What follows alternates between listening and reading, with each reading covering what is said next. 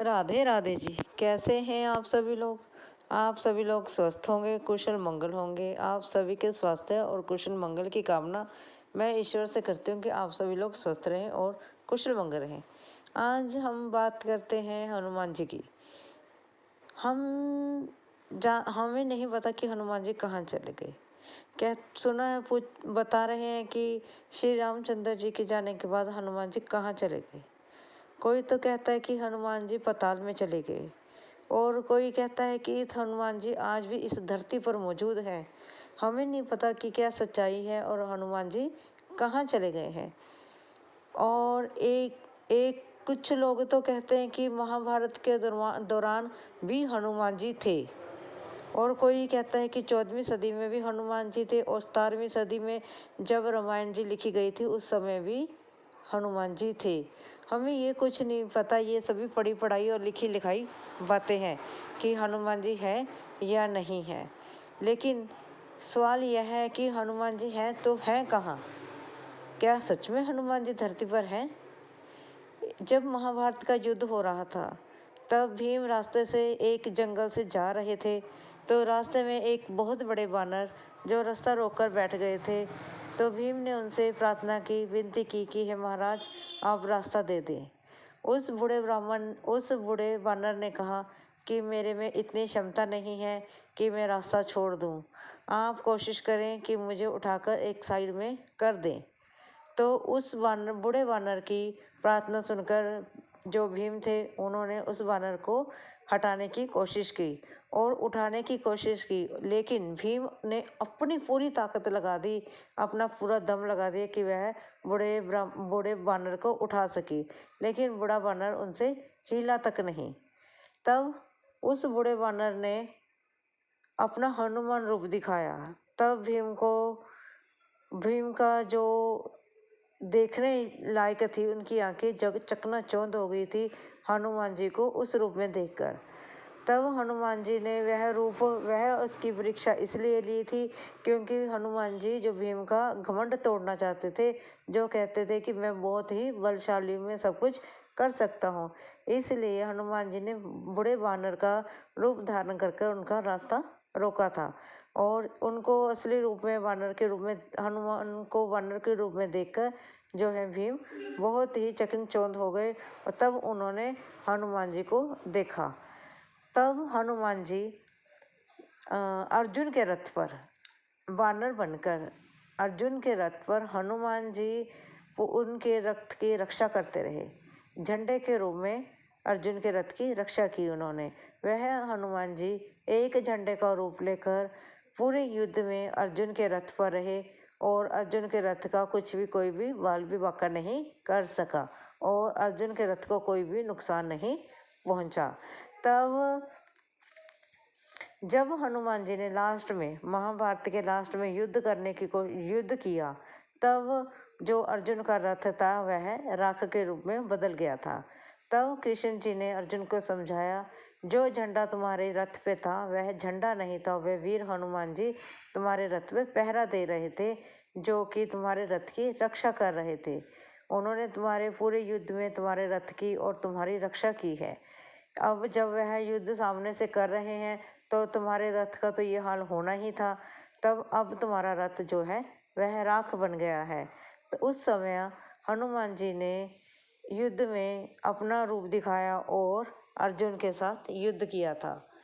ये हैं सभी सुनी सुनाई बातें और पढ़ी पढ़ाई लिखी लिखाई बातें।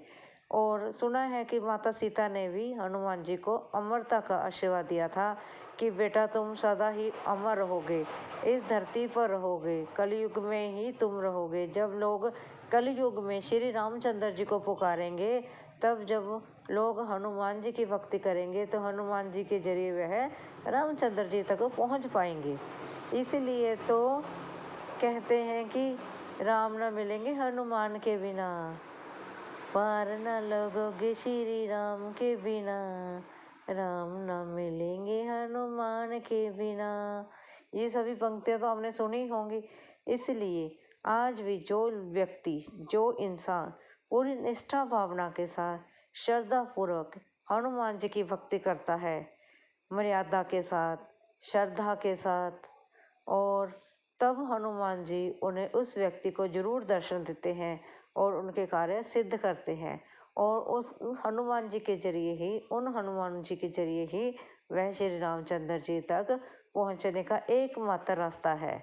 और आप भी अपनी दिनचर्या में भगवान को शामिल करें, उनका सिमरन करें, उनकी भक्ति करें और अपने अपने घर की छत पर 2 कटोरे रखना ना भूलें, एक में जल और दूसरे में दाने। गर्मी बढ़ रही है, पक्षियों के लिए छत पे दाने और पानी रखना ना भूलें। पुण्य का काम करें और पुण्य के भागीदार बने, तभी तो भगवान की प्राप्ति होगी। अगर वीडियो अच्छी लगी हो, लाइक और सब्सक्राइब जरूर करें। थैंक यू जी। राधे राधे जी। कैसे हैं आप सभी लोग? आप सभी लोग स्वस्थ होंगे, कुशल मंगल होंगे। आप सभी के स्वास्थ्य और कुशल मंगल की कामना मैं ईश्वर से करती हूँ कि आप सभी लोग स्वस्थ रहें और कुशल मंगल रहें। चलो आज हम बात करते हैं इंसानियत की। एक राजा के दरबार में एक लड़की होती है। वह बहुत ही सुंदर होती है, इतनी अत्यंत सुंदर होती है कि सुंदरता उससे इतनी झलकती है मानो चांद की चांदनी है वो भी शर्मा जाए, इतनी ज़्यादा सुंदर होती है। वह लड़की राजा के दरबार में नृत्य करती है। एक दिन नृत्य करने के बाद उस लड़की ने राजा से कहा, हे राजन, क्या मैं आपसे पूछूं कुछ? राजा ने कहा, हाँ, क्यों नहीं, तुम मुझसे पूछो, क्या पूछना चाहती हो? तब नर्तकी ने कहा, राजन देख लो, ऐसा ना हो कि आप गुस्से में आकर मुझे कोई दंड दे। राजा ने कहा, नहीं, मैं तुम्हें कोई दंड नहीं दूंगा, पूछो तुम क्या पूछना चाहती हो। तब वह लड़की कहती है, हे राजन, जब खूबसूरती बंट रही थी, भगवान जी जब खूबसूरती बांट रहे थे, तब आप कहाँ थे? क्योंकि वह जो नर्तकी थी वह बहुत ही ज़्यादा खूबसूरत थी और ज़्यादा जो राजा था वह बदसूरत था, वह खूबसूरत नहीं था। इसलिए उस लड़की को राजा का ऐसा रूप देखकर उसने गुस्ताखी की और पूछा, हे राजन, जब खूबसूरती बट रही थी आप कहाँ थे?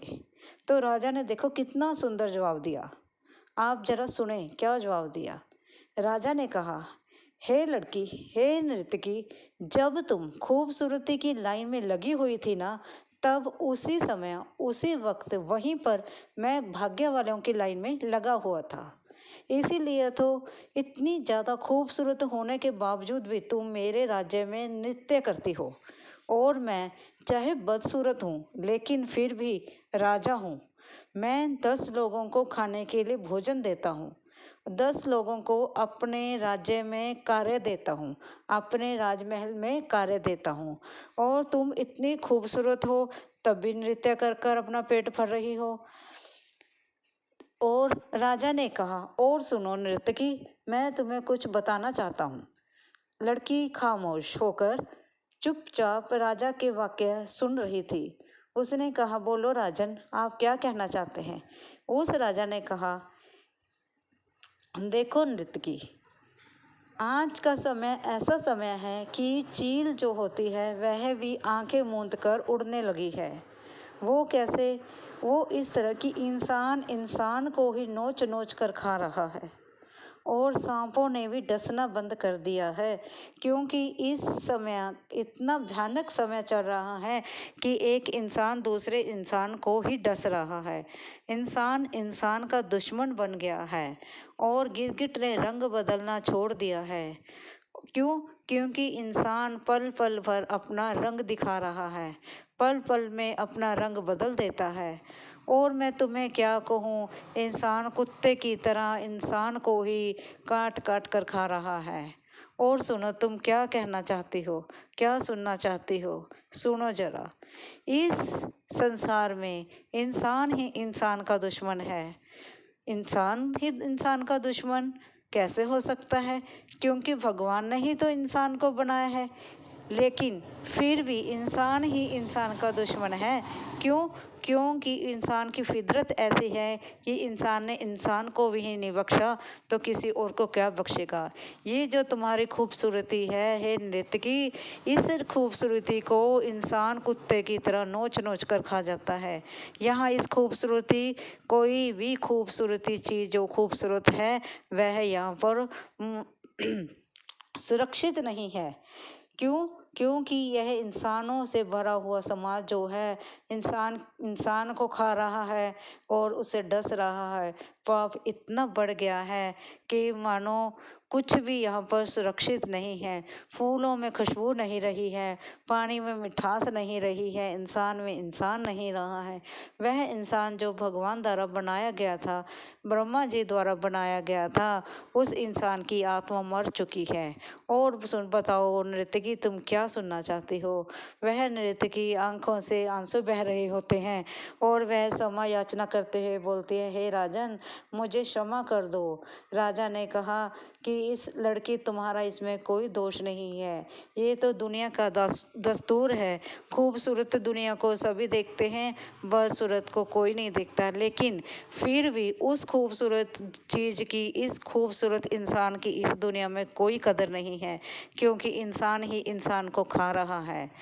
इसलिए हमें इन सभी चीज़ों से, इन खूबसूरत सभी चीज़ों को छोड़कर इन किसी भी चीज़ की तरफ ना ध्यान देते हुए हमें अपने जीवन में कुछ ऐसे कार्य करने चाहिए जिससे कि दूसरों का भला हो। अगर हमें लगे कोई दूसरा इंसान किसी गलत वंश किसी दूसरे को नुकसान पहुंचा रहा है तो हमें उसकी मदद करनी चाहिए।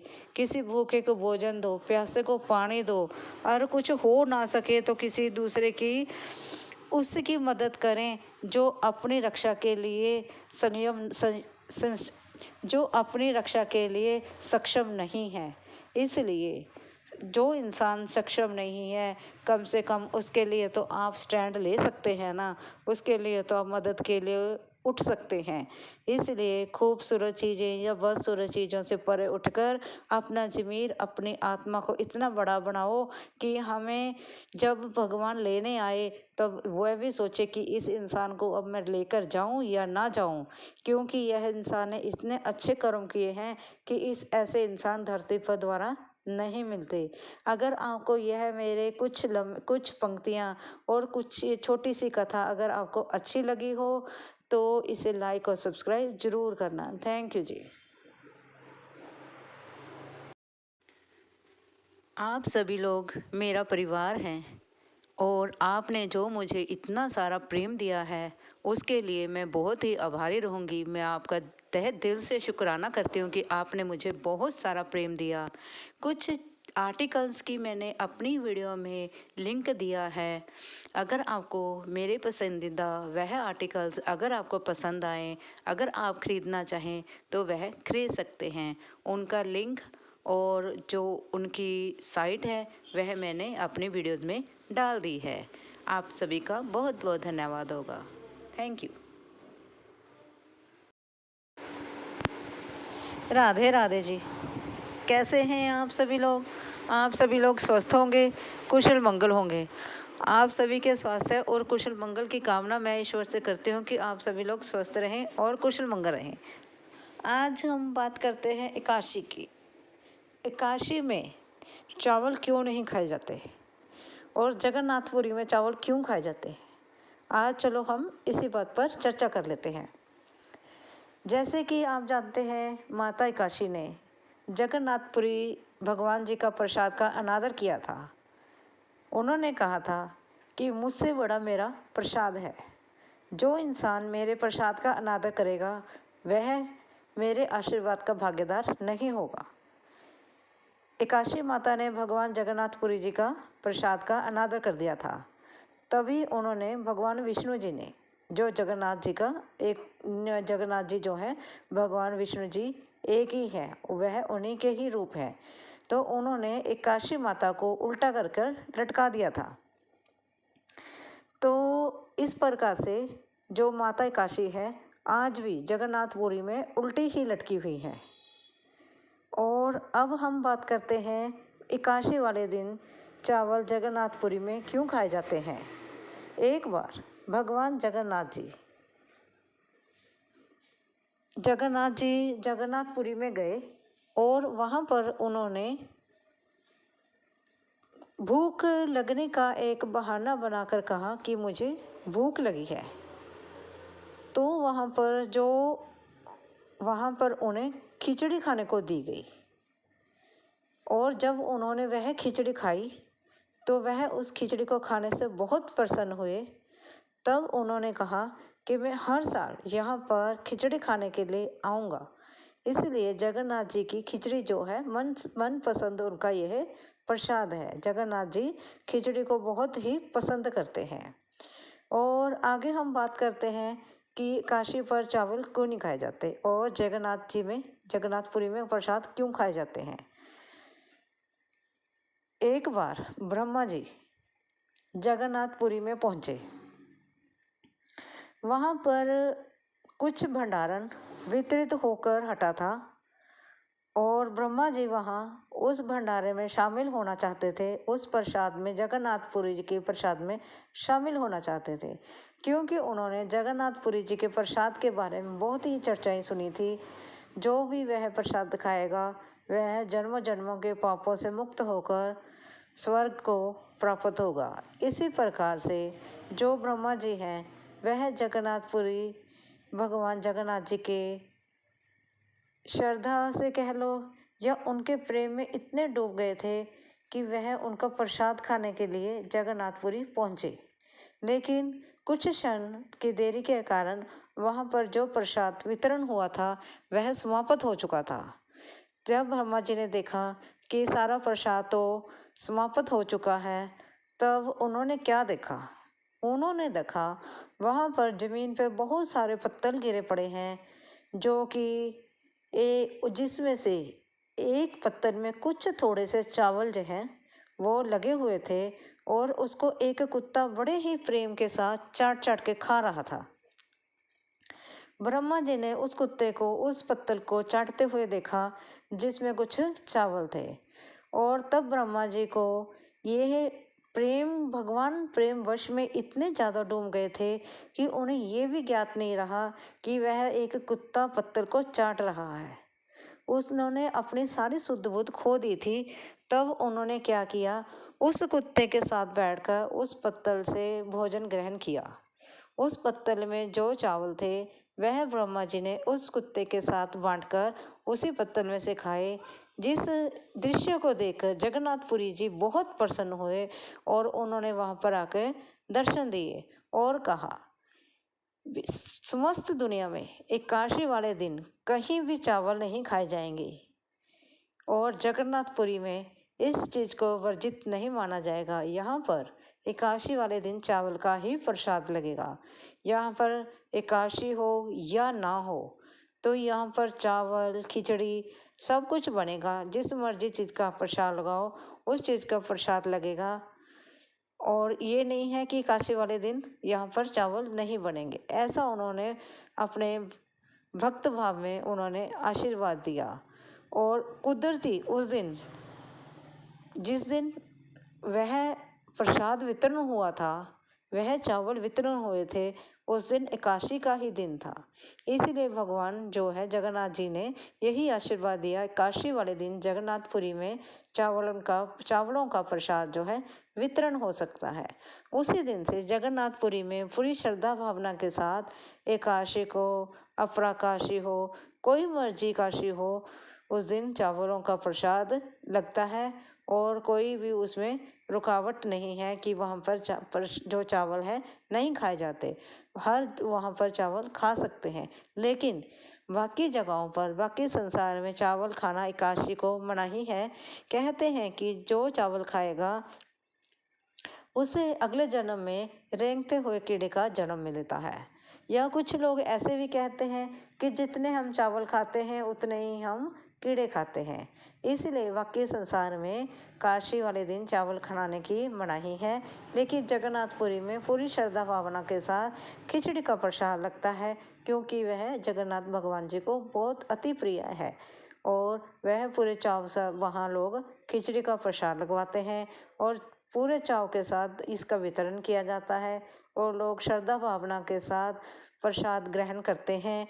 और जगन्नाथपुरी जी में श्रद्धा भावना के साथ जो भी जाता है वह मत्था टेकता है और श्रद्धा भावना के साथ अति प्रेम पूर्वक वहाँ पर प्रसाद ग्रहण जरूर करता है। और इसी प्रकार हमें भी अपने जीवन में अन्न का अनादर नहीं करना है। ये हमने संकल्प करना है अपने जीवन में कि हम अनादर ना करें। जैसे देखो भगवान विष्णु जी हैं और भगवान ब्रह्मा जी हैं। जैसे ब्रह्मा जी ने भगवान के प्रेम वश में होकर एक कुत्ते के साथ एक पत्तल में चावलों का प्रसाद ग्रहण किया, उसी प्रकार से हमें भी अन्नपूर्णा माता का यह अनाज प्रसाद रूप में मिला है, अन्न के रूप में मिला है। ये हमें अन्नपूर्णा माता का प्रसाद है जिसे कि हमें अनादर नहीं करना है। भोजन उतना पकाएं जितनी ज़रूरत हो, उसका अनादर ना करें। अगर आपके पास किसी कारणवश भोजन बच गया है तो कहीं अपने आसपास में जहाँ भी आपको ऐसे लगे कि किसी को भोजन की ज़रूरत है, कृपया वह भोजन उसे ज़रूर दे दें। उसको वेस्ट मत करें, भोजन का अनादर ना करें। वैसे तो कोशिश करें जितनी ज़रूरत है उतना प्रसाद आप उतना ही भोजन तैयार करें, लेकिन अगर किसी कारणवश कई बार हमारे यहाँ बच भी जाता है, कोई हमारे घर मेहमान आते हैं तब बच जाता है, तो उसे कचरे में मत फेंकें, किसी ज़रूरतमंद को दे दें। और भोजन को सम्मान दें, उसे गिराएं मत, रोटी का सम्मान करें और गाय को रोटी खिलाएं, कुत्ते को रोटी खिलाएं। और अगर आपके घर पर कोई भोजन मांगने आता है उससे भी आप साफ सुथरा और स्वच्छ भोजन दें। जैसे हम साफ सुथरा भोजन करते हैं उसको भी साफ सुथरा भोजन दें। बस अपने छोटे जीवन में छोटी छोटी बातों का अगर हम ध्यान रखेंगे तो हमारा यह संसार, हमारा आसपास और हमारा जीवन और बिल्कुल स्वच्छ और संयम से बन जाएगा, जिसे हम बहुत ही आनंदपूर्वक जिएंगे। हम देखेंगे इतनी छोटी छोटी बातों का ध्यान रखने से ही हमारे जीवन के सारे कष्ट दूर हो जाते हैं और हमारा जीवन भी बिल्कुल साधारण बन जाता है। अगर वीडियो अच्छी लगी हो प्लीज़ लाइक और सब्सक्राइब जरूर करें। गर्मी बढ़ गई है, अपने अपनी छत पर एक कटोरे में पानी और एक कटोरे में पक्षियों के लिए दाने जरूर रखें। इतना सा काम करें, पुण्य के भागीदार बने। आपको वीडियो अच्छी लगी हो प्लीज़ लाइक और सब्सक्राइब जरूर करें। थैंक यू जी। राधे राधे जी, कैसे हैं आप सभी लोग? आप सभी लोग स्वस्थ होंगे, कुशल मंगल होंगे। आप सभी के स्वास्थ्य और कुशल मंगल की कामना मैं ईश्वर से करती हूँ कि आप सभी लोग स्वस्थ रहें और कुशल मंगल रहें। आज हम बात करते हैं बद्रीनाथ धाम की। बद्रीनाथ धाम जो है वह विष्णु जी का धाम है। किसी समय में वह धाम माँ पार्वती और भगवान शिव का धाम था। एक बार बहुत समय पुरानी बात है, जब भगवान शिव और माँ पार्वती जी जो है वह बद्रीनाथ धाम में रहते थे। बद्रीनाथ धाम भगवान शिव और माँ पार्वती जी का घर था, वहाँ पर वह रहते थे। वह खुशी खुशी उस धाम में रहते थे। एक बार नारद जी भगवान विष्णु के पास गए और भगवान विष्णु को उन्होंने बोला, क्या आप बैठे बैठे यहाँ पर सिंहासन पर बैठे रहते हैं और मुस्कुराते रहते हैं या मस्त रहते हैं? अपनी मस्ती में मस्त रहते हैं और माता लक्ष्मी जो है आपके चरण दबाती रहती हैं। आप सारी दुनिया से परे हटकर शुद्ध बुद्ध खोकर यहाँ पर मस्ती में अपनी में रहते हैं। तब विष्णु जी ने कहा, तो नारद जी तुम क्या चाहते हो? तब नारद जी कहते हैं, आपके पास ना कोई घर है ना कुछ है, आप तो हमेशा से समुद्र में बैठे रहते हैं। समुद्र कोई पानी कोई घर हो सकता है? नहीं हो सकता। ये इस प्रकार से नारद जी ने कुछ शब्द जो है वो भगवान विष्णु से कहे। तब भगवान विष्णु जी को नारद जी ने कहा कि आप भगवान शिव को देख लो, माँ पार्वती को देख लो, वह कैसे बद्रीनाथ धाम में अपना घर बना कर रह रहे हैं। आपके पास तो एक घर भी नहीं है, आप संसार की क्या देख रेख करेंगी, आप तो अपने में ही मस्त हैं। इतने वचन सुनकर जो भगवान विष्णु होते हैं वह बद्रीनाथ धाम पहुँच जाते हैं एक छोटे से बालक का रूप लेकर वहाँ पर चले जाते हैं। और वह बालक का रूप लेकर जब माँ पार्वती के घर के बाहर रोते हैं, तब माँ पार्वती जी अपने घर से आती है, अंदर भीतर से बाहर आती हैं और एक छोटे से बालक को रोता हुआ देखकर माँ पार्वती जी कहते हैं, तुम कौन हो और यहाँ पर कैसे आए हो? इतने इतने यहाँ पर इतने अकेले, इतने सुनसान जगह में आपको कौन छोड़ गया है? वह बालक कुछ नहीं कहता, वह रोए ही जाता है, रोए ही जाता है। तब भगवान शिव माँ पार्वती को कहते हैं, हे पार्वती, तुम इसको मत बुलाओ, इसको मत उठाओ, यह तुम्हारे लिए अच्छा नहीं है। माँ पार्वती जी भगवान शिव से कहती है, नहीं, ये तो एक छोटा सा बालक है और कितना छोटा है और कितना प्यारा है, देखो कितना सुंदर है। भगवान शिव सब कुछ जानने वाले होते हैं, वे तो सब जानते हैं कि यह तो विष्णु की माया है। लेकिन भगवान शिव के इतना ज़्यादा मना करने पर भी और समझाने पर भी माता पार्वती जो है वह उनकी एक बात नहीं सुनती। वह क्या करती है, उस बालक को अपनी गोद में उठा लेती हैं। जब जैसे ही माँ पार्वती जो है विष्णु जी को बाल रूप में गोद में उठाती हैं, तब वह बालक जो है वह चुप कर जाता है, फिर रोता नहीं है। धीरे धीरे कर कर माँ पार्वती उस बालक को अपने घर के भीतर ले जाती है। जैसे ही वह बालक जो है घर के भीतर जाता है, तब भगवान शिव फिर कहते हैं माँ पार्वती से, हे प्रिय, तुम इस बालक को घर के भीतर मत लेकर आओ। तो माँ पार्वती कहती है, इन सुनसान जगह में इस बालक को मैं घर के बाहर कैसे छोड़ दूँ? मैं तो एक माँ हूँ, मैं कैसे इस बालक को बाहर छोड़ दूँ? यह तो मेरा पुत्र है, यह मेरा सुंदर बेटा है। उन्हें बेटा कहकर संबोधित करते हुए माँ पार्वती अपने घर के अंदर ले जाती है। जैसे ही वह बालक माँ पार्वती के साथ घर के अंदर जाता है, जब माँ पार्वती स्नान करने के लिए घर से बाहर जाती हैं और भगवान शिव भी बाहर होते हैं, क्योंकि भगवान शिव तो समाधि में होते हैं। जब माँ पार्वती उस घर से बाहर चली जाती है स्नान करने के लिए, तो भगवान विष्णु क्या करते हैं, घर का दरवाज़ा जो है बंद कर लेते हैं। जब माँ पार्वती अपना स्नान कर कर गंगा स्नान करके जब माँ वापस आती है, तो बालक जो है वह दरवाज़ा नहीं खोलता है। तब जो है माँ पार्वती जो है भगवान शिव को आवाज़ लगाती है। तब जब शिव आते हैं तो माँ पार्वती से बोलते हैं कि मैंने तुम्हें समझाया था इस बालक को अंदर मत लेकर आओ, लेकिन वह तो तुम्हारा प्यारा बच्चा है, तुम्हारा प्यारा पुत्र है, अब मैं तुम्हें क्या कह सकता हूँ। तब उसने अब तुम्हें बाहर निकाल कर देखो दरवाज़ा लगा लिया है, गेट खोल ही नहीं रहा है, अब मैं क्या कर सकता हूँ। तब क्या होता है, तब शिव जो है वह पार्वती को समझाते हैं, हे पार्वती, ये बालक जो है वह बालक नहीं है, ये भगवान विष्णु की माया है। ये जो घर के भीतर है वह भगवान विष्णु है, जिन्होंने अपने घर के ऊपर अपना कब्जा कर लिया है। तो इतना सब होने के बाद भगवान शिव और भगवान पार्वती ने बहुत ज़्यादा भगवान विष्णु से कहा, लेकिन भगवान विष्णु ने उनके घर का दरवाज़ा उनके लिए नहीं खोला। क्यों? फिर भगवान शिव चाहते तो बहुत कुछ कर सकते थे, लेकिन उन्होंने कुछ नहीं किया। क्यों? वह कहते कि ये माँ पार्वती का बेटा है, इसलिए वह कहकर फिर भगवान शिव और पार्वती इधर उधर भटकते रहे और फिर भी भगवान विष्णु ने उनके लिए दरवाज़ा नहीं खोला। अंत में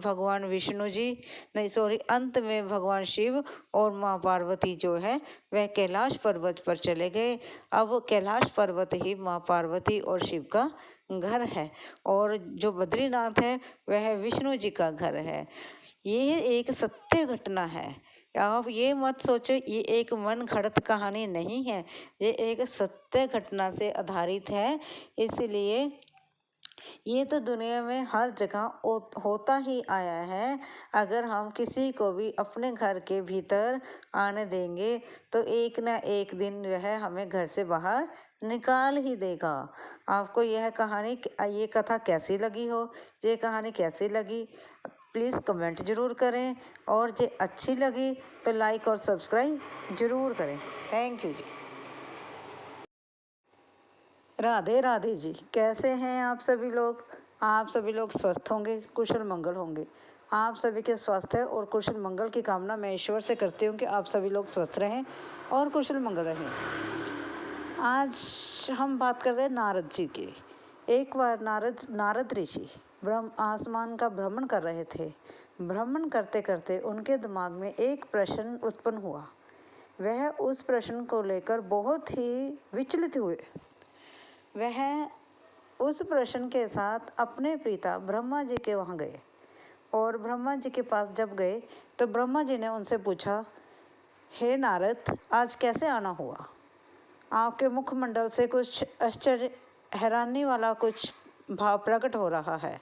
नारद जी बोले, हे पिताजी, मेरे दिमाग में एक प्रश्न चल रहा है, मैं उसका उत्तर चाहता हूँ। उन्होंने कहा, ब्रह्मा जी ने कहा, तो आप बताओ, आपके दिमाग में क्या प्रश्न है? तब नारद जी बोले, देखो पिताजी, दानव और देव दोनों ही आपके पुत्र हैं, दोनों ही आपके बच्चे हैं। फिर आपने देवताओं को स्वर्ग और दानव को पाताल क्यों दिया? इतना फर्क क्यों? मैं इस चीज़ का उत्तर चाहता हूँ।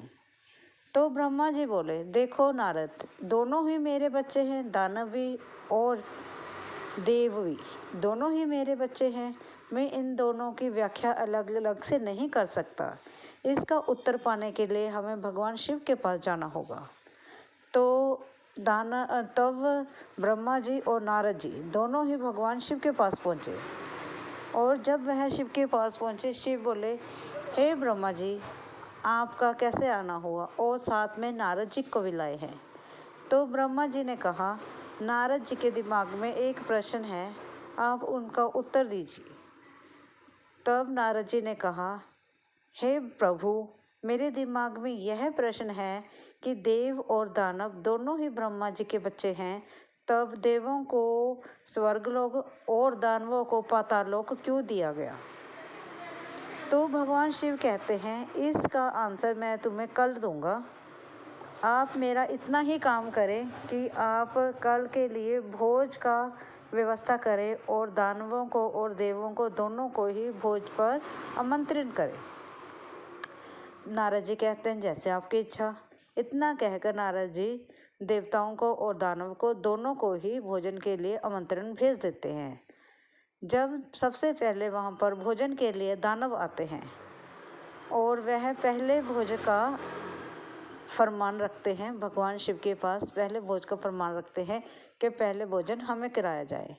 भगवान शिव कहते हैं, थोड़ा हंसते हैं, मुस्कुराते हैं, और फिर कहते हैं, जैसे तुम्हारी इच्छा।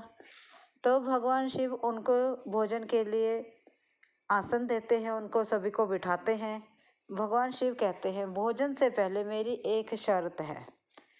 दानव कहते हैं, वो क्या? भगवान शिव क्या करते हैं, एक एक लकड़ी उन सभी दानवों की बाजू पर बांध देते हैं। कहते हैं कि अब इस प्रकार से आप भोजन ग्रहण करें। दानव कहते हैं कि आपने हमारी बाजू पर लकड़ बांधी है, जो कूनी से अब मुड़ नहीं सकती, तो हम इस प्रकार से भोजन कैसे ग्रहण करें? भगवान शिव कहते हैं, ये आपने देखना है किस प्रकार से भोजन खाना है, तब ये आपने देखना है, आप भोजन ग्रहण करें। उनको प्रेम पूर्वक भोजन परोस दिया जाता है। जो दानव है वह बाजू को मोड़ नहीं पाते, कोहनी से बाजू को मोड़ नहीं पाते, और इस प्रकार से वह भोजन ग्रहण नहीं कर पाते। वह आकाश की तरफ अपनी अपनी थाली का भोजन आकाश की तरफ उछालते हैं ताकि वह खा पाएँ, लेकिन वह भोजन नहीं खा पाते हैं। वह इस अपने आसन से उठ जाते हैं और क्रोधित होते हैं और बोलते हैं, अगर आपने हमारा इस प्रकार से मजाक बनाना था तो हमें भोजन पर क्यों बुलाया गया? इतने में जो वह समय आता है देवों के लिए, जब देवता लोग भोजन के लिए आते हैं, उसी प्रकार से उन सभी को भी बैठने के लिए आसन दिया जाता है, और भगवान शिव उनके भी बाजुओं पर एक एक लकड़ बांध देते हैं। वह भी उनकी बाजू भी पुण्य से मुड़ नहीं पाती है, लेकिन उनको भी उसी प्रेम पूर्वक से भोजन परोस दिया जाता है। जब देवताओं को भोजन परोस दिया जाता है, वह क्या करते हैं, अपना अपना आसन थोड़ा आगे की तरफ खिसकाते हैं और प्रेम पूर्वक खुशी खुशी अपने बाजू बिना फोल्ड करे, बिना मोड़े, वह अपनी थाली का जो एक दूसरे की थाली का भोजन एक दूसरे को बड़ी प्रेम पूर्वक खिलाते हैं, क्योंकि दूसरे को भोजन खिलाने के लिए हमें बाजू मोड़ने की ज़रूरत नहीं है। इस प्रकार से सभी देवता उस स्वादिष्ट भोजन का आनंद लेते हैं और वह खुश होते हैं और वह हंसते खाते हुए वह भोजन ग्रहण करते हैं। तब वह दानव जो हैं वह देखते हैं, यह हमारे दिमाग में क्यों नहीं आया कि हम भी इस प्रकार से कर सकते थे। जब नारद जी यह स्थिति को देखते हैं तो वह भांप लेते हैं कि इसी प्रकार इसी कारण से देवताओं को स्वर्ग और दानवों को पाताल दिया गया है। उनको अपने प्रश्न का उत्तर मिल जाता है और तभी भगवान शिव मुस्कुराते हैं और पूछते हैं, क्यों नारद जी, आपको अपने प्रश्न का उत्तर मिल गया है ना? तब नारद जी कहते हैं, प्रभु, जब जैसी आपकी माया है, आपकी माया को कौन समझ पाया है? जैसे जैसे आपने करना है वो आपने कर दिखाया है और मैं आपकी इस रचना को, इस विधि को सभी को मैं समझ पाया हूँ कि खुद के लिए नहीं, दूसरों के लिए जीने को ही ज़िंदगी कहते हैं, कि दूसरे के लिए ही जीना चाहिए, उसी में हमारी खुशी है, दूसरों की खुशी में हमारी खुशी है। देवताओं ने दूसरे को भोजन कराने में अपनी खुशी समझी तो उन दोनों ने एक दूसरे को भोजन कराया और आनंदित हुए। दानवों ने अपनी ही खुशी में अपनी खुशी समझी तो वह भूखे प्यासे रह गए। इसलिए हमें भी अपने जीवन में दूसरे को खुश रखने के लिए कुछ ना कुछ प्रयास करते रहना चाहिए। किसी गरीब को भोजन कराओ, ज़रूरतमंद को कोई चीज़ भेंट करो, किसी प्यासे को पानी दो और अपने अपने घर की छत पर एक कटोरे में जल और एक कटोरे में दाने जरूर रखें पक्षियों के लिए। गर्मी बहुत है, पुण्य का काम करोगे तो पुण्य के भागीदार बनोगे जैसे देवता लोग बने हैं। इसलिए देवताओं की तरह दूसरे के लिए जीना सीखें। आपको यह स्टोरी कैसी लगी? अच्छी लगी हो लाइक और सब्सक्राइब करना ना भूलें। धन्यवाद जी। राधे राधे जी। कैसे हैं आप सभी लोग? आप सभी लोग स्वस्थ होंगे, कुशल मंगल होंगे। आप सभी के स्वास्थ्य और कुशल मंगल की कामना मैं ईश्वर से करती हूँ कि आप सभी लोग स्वस्थ रहें और कुशल मंगल रहें। किसी समय में, कभी पहले के समय में कोई रेडियो के ज़रिए कोई संदेशा भेजते थे। उसी समय में पुराने ज़माने में एक बुज़ुर्ग औरत ने रेडियो के राही अपना संदेश भेजा और कहा, हे प्रभु, मैं बहुत लाचार हूँ, मैं बहुत गरीब हूँ, मेरे पास खाने के लिए कुछ नहीं है, कृपया करके आप अपनी मदद मेरे लिए भेजें। ये उस बुज़ुर्ग औरत ने रेडियो के ज़रिए सारे यहाँ संदेश फैला दिया। जब उसका संदेश रेडियो के जरिए किसी व्यक्ति ने सुना तो वह हंसा, मुस्कुराया, और जब वह मुस्कुराया उसने सोचा, क्या भगवान उसकी मदद के लिए आएंगे? क्या कभी भगवान साक्षात मदद के लिए आते हैं? भगवान जी साक्षात किसी मदद के लिए नहीं आते हैं, वह तो किसी का ज़रिया बनकर आते हैं। वह किसी के ज़रिए मदद करते हैं, वह खुद मदद के लिए नहीं आते हैं। ये हमारी कथनी है और ये सत्य भी है। जब उस व्यक्ति ने उस बुज़ुर्ग औरत का ये संदेश सुना तब उस व्यक्ति ने क्या कहा, अपने सेक्रेटरी को बुलाया और कहा कि तुम कुछ खाने के लिए सामान और कुछ ज़रूरत का सामान तुम उस औरत के पास पहुंचा दो। तब उस औरत के पास पहुंचा दो। तब क्या हुआ, वह सेक्रेटरी कुछ खाने पीने का सामान और कुछ ज़रूरत की चीज़ें लेकर उस औरत का पता लगाकर उस औरत तक पहुंचाने लगा। जब वह यह सामान लेकर उस औरत के पास पहुंचा तब तब क्या हुआ बताओ। उस औरत ने, जब बुजुर्ग औरत ने यह देखा कि कोई व्यक्ति उसके पास खाने का और ज़रूरत का सामान लेकर आया है, तब उसने क्या किया, वह सारा सामान धीरे धीरे कर कर उसने अपने छोटे से घर में रखना शुरू कर दिया और उस सेक्रेटरी का धन्यवाद किया कि आप मेरा धन्यवाद उस व्यक्ति तक पहुंचा देना जिसने मुझे ये सामान भेजा है। वह व्यक्ति, वह सेक्रेटरी थोड़ा सा अचंभित तो हुआ, लेकिन उसने कहा कि क्या आप ये नहीं जानना चाहेंगे कि यह सामान किसने भेजा है। उस औरत ने उस व्यक्ति की बात अनसुनी कर दी और अपने छोटे से घर में वह सामान रखने में मस्त रही। फिर उस सेक्रेटरी ने पूछा, माता जी क्या आप ये नहीं जानना चाहेंगी ये सामान किसने भेजा है।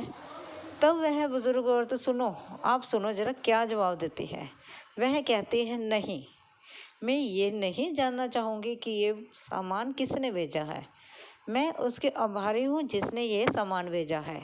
बिना ईश्वर की मदद के कोई भी हमारी मदद नहीं करता। जब तक ईश्वर का हुक्म नहीं होता कोई हमारी मदद नहीं करता। और जब उस ईश्वर की, उस परमात्मा की हाजिरी लगती है, उस परमात्मा की, उस ईश्वर की जब हमारे लिए अरदास मंजूर हो जाती है, तब तो शैतान भी हमारे लिए मदद के लिए तैयार हो जाता है। इतना कहते हुए और इतना सुनते हुए वह व्यक्ति वहाँ से चला गया। क्यों चला गया? क्योंकि चाहे वह सामान शैतान, उस व्यक्ति ने कहा था कि उस बुजुर्ग औरत को कहना कि अगर ये पूछेगी ये सामान किसने भेजा है, कह देना कि ये शैतान के यहाँ से आया है। लेकिन उस बुजुर्ग औरत ने कहा कि जब तक परमात्मा की मर्जी नहीं होती एक शैतान भी मदद नहीं करता। शैतान भी मदद तब करता है जब उसे परमात्मा का हुक्म होता है। तब इसलिए इस बात पे हम कह सकते हैं कि परमात्मा के वश में है, परमात्मा के सब कुछ वश में है और भक्त के वश में भगवान है। और जब तक परमात्मा नहीं चाहता हम कुछ नहीं कर सकते। जब तक परमात्मा नहीं चाहता हमारे लिए कोई भी रास्ता नहीं खुल सकता। और जब तक परमात्मा नहीं चाहता हमारी कोई भी मदद नहीं कर सकता। हम अपनी खुद की मदद भी नहीं कर सकते।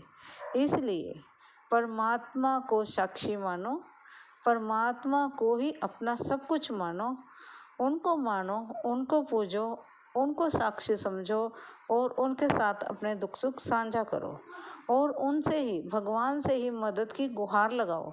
क्योंकि इंसान एक बार मदद करके 10 बार सुनाता है और परमात्मा 10 बार देकर एक बार भी नहीं सुनाता है। और उसी प्रकार उस बूढ़ी औरत की मदद ईश्वर द्वारा की गई। मदद चाहे किसी ने भी की हो, लेकिन उस औरत की मदद हुई। क्यों? क्योंकि उसे परमात्मा पर भरोसा था। परमात्मा पर भरोसा रखो। परमात्मा हर इंसान की मदद के लिए खुद नहीं आएगा तो किसी ना किसी को ज़रूर भेजेगा ही। अगर आपको यह मेरे कुछ चंद पंक्तियाँ अच्छी लगी हो तो प्लीज़ लाइक और सब्सक्राइब ज़रूर करें। धन्यवाद जी। राधे राधे जी। कैसे हैं आप सभी लोग? आप सभी लोग स्वस्थ होंगे, कुशल मंगल होंगे। आप सभी के स्वास्थ्य और कुशल मंगल की कामना मैं ईश्वर से करती हूँ कि आप सभी लोग स्वस्थ रहें और कुशल मंगल रहें। आज हम बात करते हैं राम नाम के महिमा की। राम नाम का कितना महत्व है और कितनी ही इसकी महिमा है, आज हम इसके बारे में बात करेंगे। एक गांव में एक व्यक्ति की मृत्यु हो जाती है और जब उसकी मृत्यु होती है उस समय वह राम का नाम लेता है। जिंदगी में वह एक बार, पहली बार और लास्ट बार एक बार ही राम का नाम लेता है। मरने के समय वह जब राम का नाम लेता है उसकी मृत्यु होती है और तब यमलोक से दूत आते हैं उसको लेने के लिए और उसको लेके चले जाते हैं। जब उसको लेकर जाया जाता है वह जाकर ऊपर प्रश्न करता है कि मैंने मरते समय राम का नाम लिया था, तो मुझे राम नाम लेने के बदले में क्या मिलेगा? तो यम जी कहते हैं कि तुमने पूरे जीवन में कभी राम का नाम नहीं लिया, कभी ईश्वर का नाम नहीं लिया, कभी ईश्वर को याद नहीं किया, कभी उसका सिमरण नहीं किया, और अंत समय तुमने राम का नाम लिया है। जिंदगी में एक दफ़ा ही तुमने राम का नाम लिया। इसका क्या तुम्हें मिलेगा, ये तो ब्रह्मा जी बताएंगे। तो उसको ब्रह्मा जी के पास ले जाया जाता है। तो जब उसको ब्रह्मा जी के पास ले जाया जाता है, तो ब्रह्मा जी को सारी कहानी सुनाई जाती है कि इसने पूरे जीवन राम का नाम नहीं लिया, लेकिन अंत समय में, मरते समय इसने एक बार सिर्फ राम का नाम लिया, तो इसको क्या मिले? ब्रह्मा जी कहते, इस प्रश्न का उत्तर तो मेरे पास भी नहीं है कि उस राम नाम का अब इसको क्या फल दिया जाए। तो इसको चलो भगवान शिव के पास ले चलते हैं। चलो जी, उस आत्मा को फिर भगवान शिव के पास ले जाते हैं। तो यही प्रश्न भगवान शिव जी से कहा जाता है कि हे भोलेनाथ, इस व्यक्ति ने पर्याप्त जन्म, पूरे जन्म अपने जीवन में राम जी का नाम लिया ही नहीं। जब इसने पूरे जीवन में राम जी का नाम नहीं लिया और अंत समय में जब इसके प्राण निकले, तब इसने एक बार ही राम जी का नाम लिया और तब इसने प्राण छोड़े। अब इसको क्या फल दिया जाए? भगवान शिव कहते हैं, भगवान राम तो मेरे आराध्य हैं और मैं उनकी आराधना करता हूँ, लेकिन इसने जीवन में सिर्फ एक बार ही राम का नाम लिया है। इसको क्या फल मिले और क्या पुण्य मिले, ये तो नहीं मैं कह सकता। चलो फिर जिनका नाम है राम, उनके पास ही ले जाए इसको। चलो ले चलते हैं उनके पास। तब उस व्यक्ति को भगवान विष्णु जी के पास ले जाया जाता है, और जब भगवान विष्णु जी के पास उस व्यक्ति को ले जाया जाता है, तो वह व्यक्ति की आत्मा जो है वह भगवान विष्णु जी से प्रश्न करते हैं कि हे भगवान विष्णु,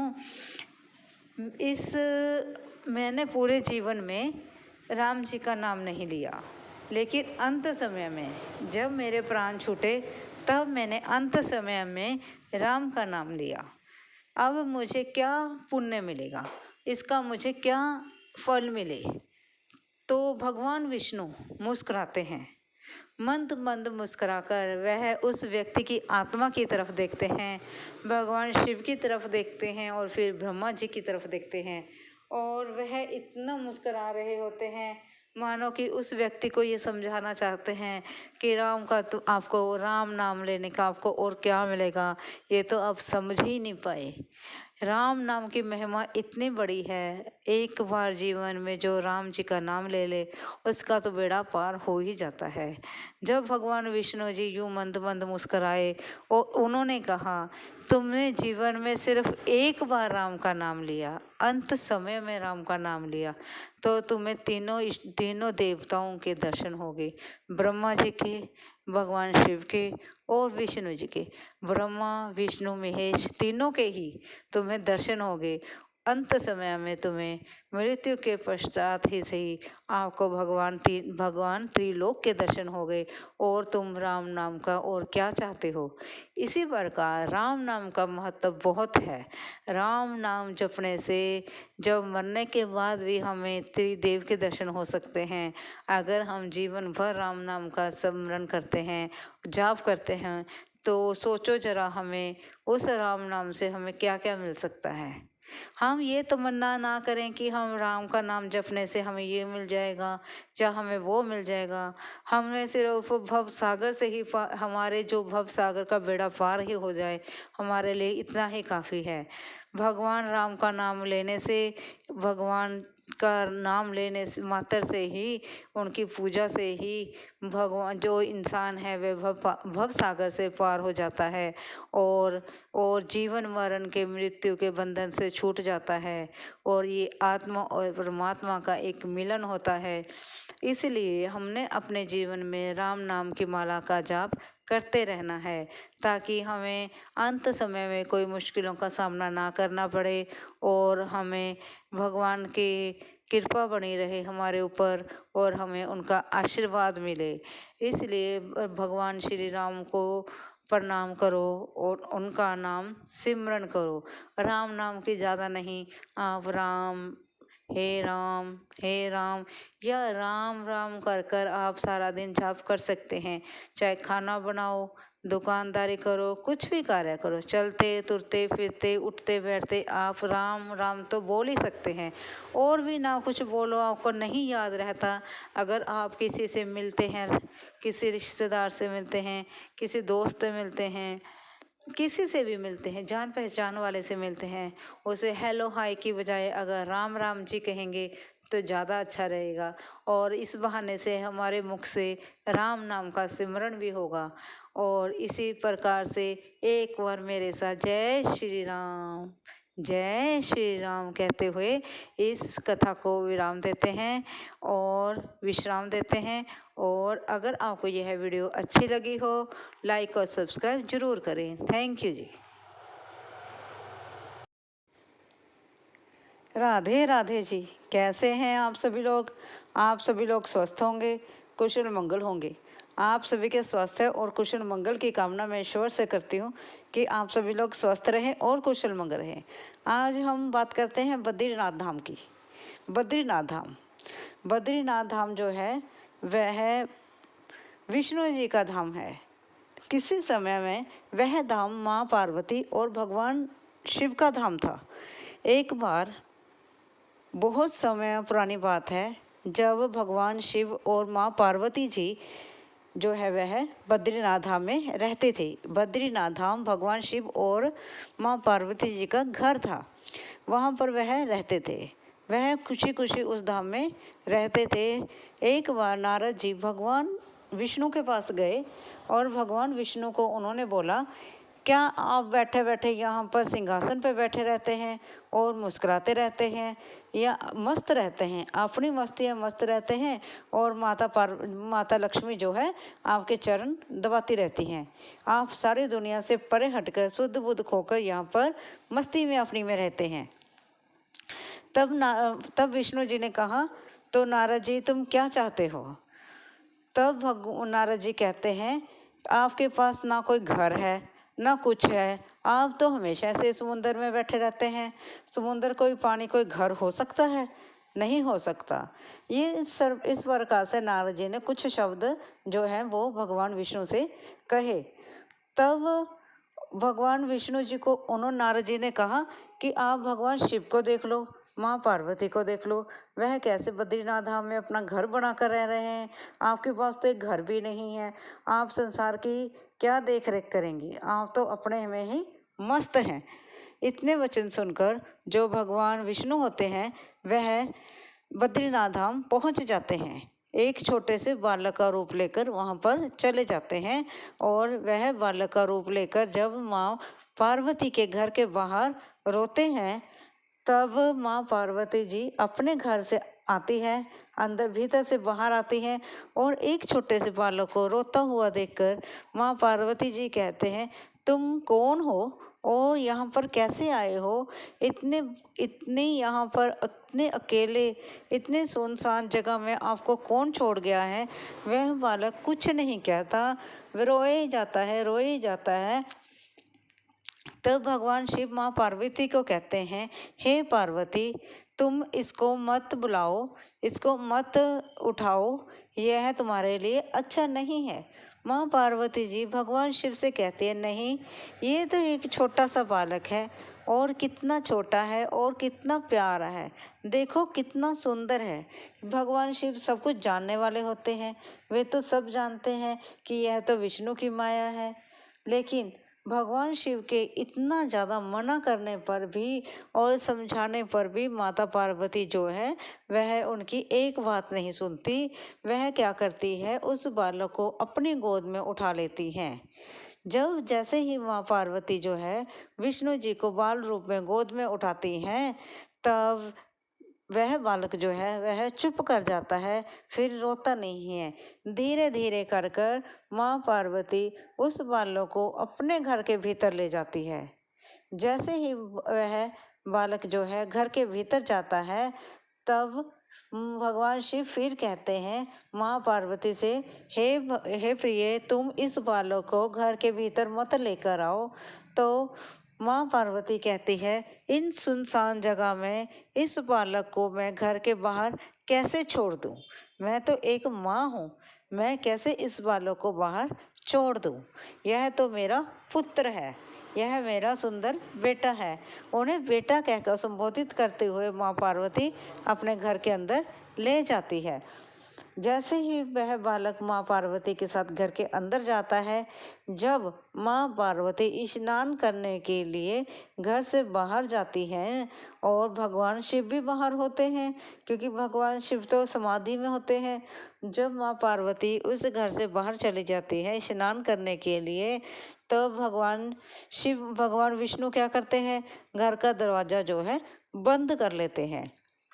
जब माँ पार्वती अपना स्नान कर कर गंगा स्नान करके जब माँ वापस आती है, तो बालक जो है वह दरवाज़ा नहीं खोलता है। तब जो है माँ पार्वती जो है भगवान शिव को आवाज़ लगाती है। तब जब शिव आते हैं तो माँ पार्वती से बोलते हैं कि मैंने तुम्हें समझाया था इस बालक को अंदर मत लेकर आओ, लेकिन वह तो तुम्हारा प्यारा बच्चा है, तुम्हारा प्यारा पुत्र है, अब मैं तुम्हें क्या कह सकता हूँ। तब उसने अब तुम्हें बाहर निकाल कर देखो दरवाज़ा लगा लिया है, गेट खोल ही नहीं रहा है, अब मैं क्या कर सकता हूँ। तब क्या होता है, तब शिव जो है वह पार्वती को समझाते हैं, हे पार्वती, ये बालक जो है वह बालक नहीं है, ये भगवान विष्णु की माया है। ये जो घर के भीतर है वह भगवान विष्णु है, जिन्होंने अपने घर के ऊपर अपना कब्जा कर लिया है। तो इतना सब होने के बाद भगवान शिव और भगवान पार्वती ने बहुत ज़्यादा भगवान विष्णु से कहा, लेकिन भगवान विष्णु ने उनके घर का दरवाज़ा उनके लिए नहीं खोला। क्यों? फिर भगवान शिव चाहते तो बहुत कुछ कर सकते थे, लेकिन उन्होंने कुछ नहीं किया। क्यों? वह कहते कि ये माँ पार्वती का बेटा है, इसलिए वह कहकर फिर भगवान शिव और पार्वती इधर उधर भटकते रहे और फिर भी भगवान विष्णु ने उनके लिए दरवाज़ा नहीं खोला। अंत में भगवान शिव और माँ पार्वती जो है वह कैलाश पर्वत पर चले गए। अब कैलाश पर्वत ही माँ पार्वती और शिव का घर है, और जो बद्रीनाथ है वह विष्णु जी का घर है। ये एक सत्य घटना है। आप ये मत सोचो ये एक मन घड़त कहानी नहीं है, ये एक सत्य घटना से आधारित है। इसलिए ये तो दुनिया में हर जगह होता ही आया है। अगर हम किसी को भी अपने घर के भीतर आने देंगे तो एक ना एक दिन जो है हमें घर से बाहर निकाल ही देगा। आपको ये कथा कैसी लगी ये कहानी कैसी लगी, प्लीज़ कमेंट ज़रूर करें, और जो अच्छी लगी तो लाइक और सब्सक्राइब ज़रूर करें। Thank you ji.